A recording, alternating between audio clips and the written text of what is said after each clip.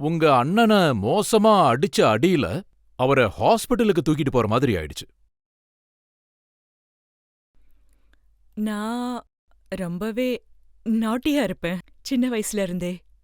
ஆமா, அது உண்மைதான். கடவுள் ஒருவேள ஆ, எதையாவது சாதிக்கிறதுக்காக என்ன படைச்சிருக்காரோ என்னமோ.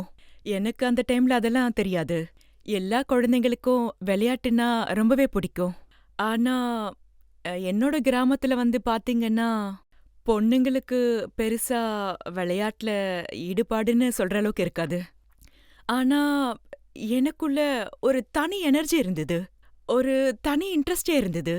பொண்ணுங்களுக்கு பிடிக்கிற எந்த விஷயமும் எனக்கு பிடிக்காது. பசங்களோட எந்த பொருளா இருந்தாலும், அதாவது ட்ரெஸ்ல இருந்து, விளையாட்டுல இருந்து அதுதான் எனக்கு பிடிக்குது.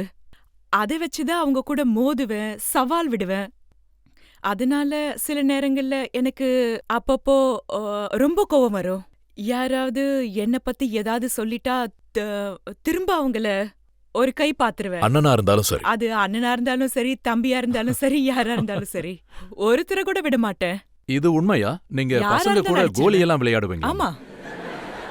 அதுதான் என் வாழ்க்கையோட ஆரம்பம்னே சொல்லலாம். காலையில 6 மணில இருந்தே ஆ, ஸ் சாயந்தரம் 6 மணி வரைக்கும் நாள் முழுக்க கோலி, கோலி, கோலி. நான் எப்படி விளையாடுவேன்னா, கோலிய புடிச்சு, இப்படி எய்ம் பண்ணி அப்படி விடுவேன். இந்த மாதிரி.